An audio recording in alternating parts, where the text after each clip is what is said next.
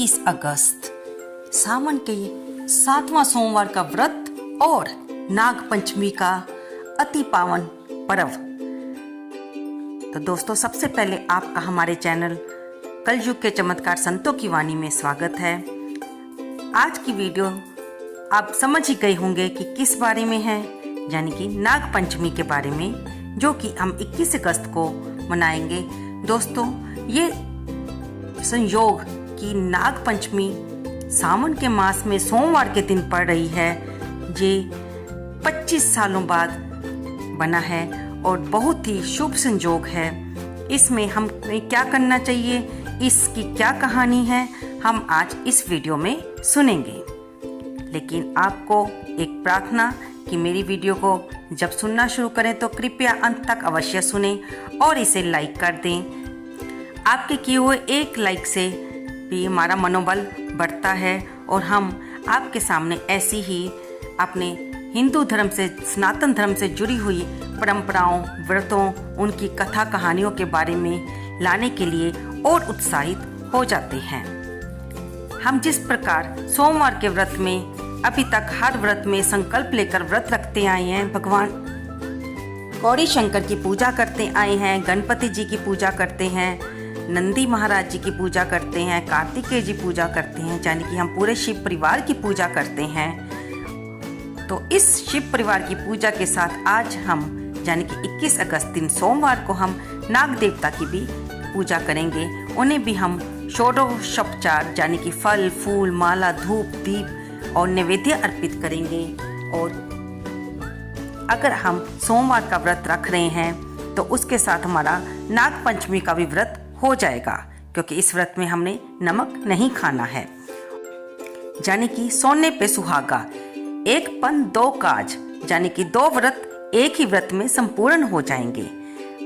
हम सोमवार के व्रत की कथा तो सुनते ही रहे हैं, इसके लिए आप मेरी पुरानी वीडियो को सुन सकते हैं, सोमवार की व्रत की कथा, जिसमें हमने सोमवार के व्रत की कथा भी बताई है और 16 सोमवार के व्रत की कथा भी बताई है। आज हम इस वीडियो में नाग पंचमी की कहानी सुनेंगे, जिससे कि हमें व्रत रखने पर अवश्य सुनना चाहिए, ताकि हम व्रत का संपूर्ण फल ले सकें। जब आप सुबह व्रत का संकल्प करें तो अगर नाग पंचमी का भी आप व्रत साथ में रख रहे हैं तो उसका व्रत भी अपना नाम, अपने गोत्र और अपनी जगह, जिस स्थान पर आप रहते हो, जिस जिले में रहते हो, नाम लेकर भगवान से प्रार्थना करें कि आप यहाँ पे रहते हुए इस व्रत को रख रहे हैं और इस मनोकामना से रख रहे हैं, ताकि भगवान आपके व्रत को स्वीकार करें।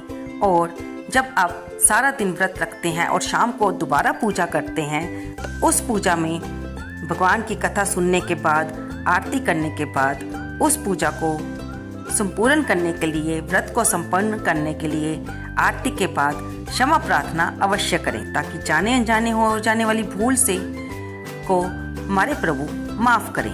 तो आइए अब हम चलते हैं अपनी वीडियो की ओर, जिसका मकसद इस वीडियो में इस बार आपको नाग पंचमी की कहानी सुनाना है। दोस्तों, इस दिन महिलाएं नाग देवता की पूजा करती हैं और नाग देवता को भोग लगाती हैं। ज्योतिष के अनुसार पंचमी तिथि के स्वामी नाग हैं, अतः नाग पंचमी के दिन आटे में हल्दी बनाकर नाग बनाएं और उस नाग का पूजन करना चाहिए।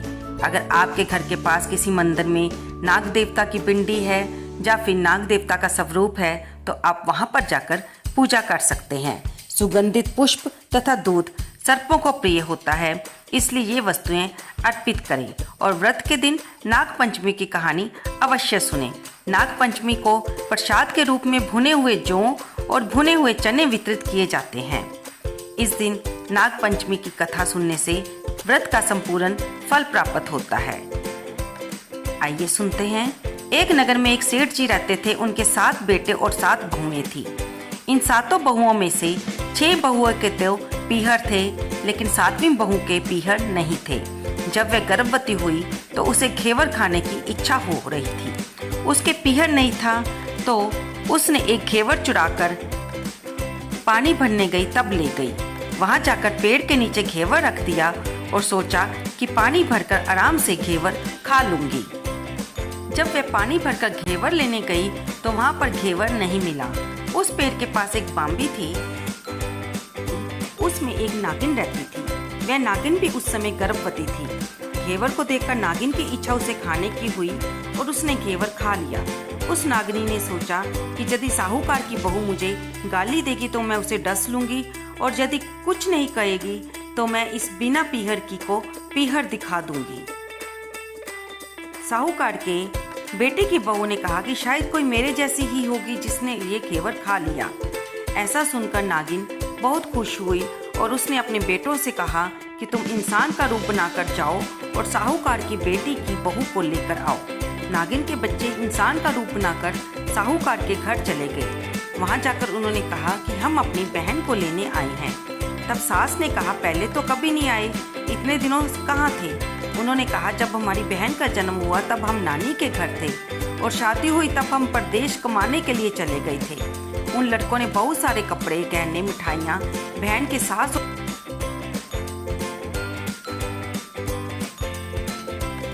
ने बहू को उनके साथ भेज दिया। बाम्बी के पास जाकर उन्होंने कहा, बहन हम नाग हैं। उस दिन जब तुमने पेड़ के नीचे घेवर रखा था तब तुम्हारी घेवर को हमारी माँ ने खा लिया था। उन्होंने तब से तुम्हें अपनी बेटी माना है, इस नाते से तुम हमारी बहन हुई। बहन अब तुम हमारी पूंछ को पकड़ लो और डरना मत। उनके कहने पर वह पूंछ पकड़कर बाम्बी में चली गई। वहां पर उन्होंने उसे बहुत लाड प्यार और सुख से रखा। वहीं पर उसने एक लड़के को जन्म दिया। जब लड़का थोड़ा बड़ा हुआ तब की बात है, प्रोसन ने साहूकार के बेटे की बहू को सिखा दिया कि अगर तू तेरी माँ की इतनी ही लाडली है तो तू तेरी माँ से कहना कि आज तो नागों को दूध मैं ही पिलाऊंगी। प्रोसन का ताना उसे सहन नहीं हुआ। वह माँ से जिद करके नागों का दूध ठंडा करने लगी। अभी नागों के लिए दूध ठंडा नहीं हुआ था, उससे पहले ही उसके बेटे ने घंटी बजा दी। छोटी बहू ने बार बार देखा था कि जब भी उसकी सास अपने बच्चों को दूध पिलाने के लिए बुलाती थी तो दूध ठंडा करने के बाद उन्हें को बुलाने के लिए घंटी बजाती थी। और जब उसने उस दिन दूध ठंडा किया तो दूध अभी पूरी तरह ठंडा नहीं हुआ था और उसके बेटे ने घंटी बजा दी। घंटी की आवाज़ सुनकर छोटे बड़े सारे नाग दूध पीने के लिए दौड़ पड़े। जब उन्होंने दूध में मुंह लगाया तो बहुतों का मुंह जल पड़ा। तब नाग क्रोधित होकर बोलने लगे कि हम बहन को काटेंगे। तब उसकी माँ ने कहा कि इसे काटो मत, ये तुम्हें आशीष देगी। तब साहूकार के बेटे की बहू ने कहा, जियो हमारा नाग नागिनी, जियो हमारा खड़िया आर्या वीर। वीर उठावे देख नीरो चीर, चीर तो फट जाव पन वीर जीता देवे। थोड़े दिन बीत जाने के बाद प्रोसन ने फिर से ताना मारा कि यदि तेरी माँ तुझ पर विश्वास करती तो तुझे 7वें कोठे की चाबी देती। उसने माँ से जिद करके चाबी ली। जब ताला खोला तो अंदर झूले में बाबा नाग झूल रहे थे। उसने बाबा नाग से कहा, सत सिया राम बाबा। उन्होंने कहा, तूने सत सिया राम कर लिया वरना मैं तुझे डस लेता।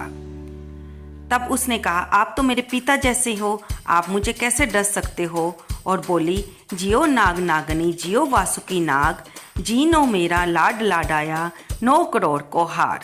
नाग देवता ने उसको 9 करोड़ का हार दे दिया। माँ ने अपने बेटों से कहा कि बाई तो अब बड़े घरों में हाथ डालने लगी है, उसे घर पहुंचा दो। नागों ने साहूकार के बेटे की बहू को बहुत से गहने कपड़े दिए और ससुराल पहुंचा दिया। थोड़े दिनों की बात है, उसका बच्चा झाड़ू तोड़ रहा था। ताई ने कहा, झाड़ू मत तोड़, इसे तोड़ने का शौक है तो अपने नाना मामा से लाया होता। सांपों ने सुन लिया। माँ से जाकर कहा, माँ ने कहा 2 झाड़ू सोने की बनवाओ, 2 चांदी की बनवाओ और दे आओ। ताइयां देखकर जल गई, कहने लगी, इसको तो ताने मारने से धन बढ़ता है। कुछ दिनों की बात है, बच्चा गेहूं बिखेर रहा था। ताई ने ताना मारा, गेहूं बिखेरने का शौक है तो नाना मामा से ले आता, हमारे यहाँ तो मत बिखेर। सांपों ने सुन लिया, जाकर माँ से कह दिया। माँ ने कहा, 2 बोरी दाने सोने के घड़ाओ, 2 बोरी दाने चांदी के घड़ाओ और दे आओ। ताइयां और जल गई, कहने लगी, इसे ताने मत मारो, इसका धन बढ़ता है। छोटी जेठानी लकड़ी लेने गई, वहाँ सांप था। उसने सोचा सबसे छोटी को भेजना चाहिए, सांप उसे खा जाएगा तो मुसीबत मिट जाएगी। छोटी बहू लकड़ी लेने गई तो वहाँ सांप बैठा था। वह बोली, भैया राम राम। सांप ने छट से बिछुए दे दिए। पहनकर छम छम करती हुई वह घर चली आई। जेठानियां देखकर जल गई। 2-4 दिन बाद पान की गड्डियों में एक सांप दिखा तो बड़ी जेठानी ने सबसे छोटी को पान लेने भेजा। उसने सोचा आज अवश्य सांप काट लेगा। सांप को देखकर छोटी बोली, भैया घर का क्या हाल है, घर में सब ठीक तो है? सबको मेरी राम राम कहना। सांप ने उसे मुंदरी पहना दी। जेठानिया फिर जल कुड़ गई। उसका पति दुकान से आया तब सिखा दिया कि तेरी बहू के तो सांप बिच्छू से दोस्ती है। साहूकार का बेटा अपनी बहू से रात को कहने लगा, सच सच बता, सांप बिच्छू तेरे क्या लगते हैं जो तुझे काट खाने की बजाय गहने देते हैं? तब बहू ने कहा, वो मेरे भाई भतीजे लगते हैं। फिर उसने सारी बात अपने पति को बताई।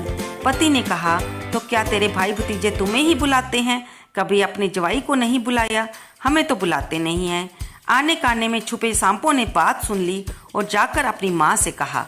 तब माँ ने कहा, दोनों को बुला लाओ। वे इंसान का रूप बनाकर दोनों को वो बच्चों को बुला लाए और उनकी खूब सेवा की, उन्हें कपड़े गहने देकर विदा किया। ऐसा समर्थ पीहर नाग पंचमी को कहानी कहने वाले का, नाग पंचमी की कहानी सुनने वाले सबको मिले। जैसी अनपिहरी वो पहले रही थी, किसी को भी ना रखे। तो दोस्तों, ये थी नाग पंचमी की कहानी।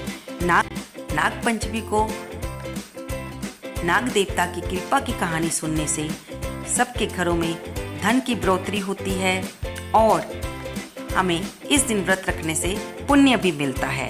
आपको ये कथा कैसी लगी? कृपया इसे लाइक करें, शेयर करें और कमेंट बॉक्स में जय भोलेनाथ, हर हर महादेव, जय नाग देवता लिखना तो बिल्कुल ना भूलें। धन्यवाद दोस्तों।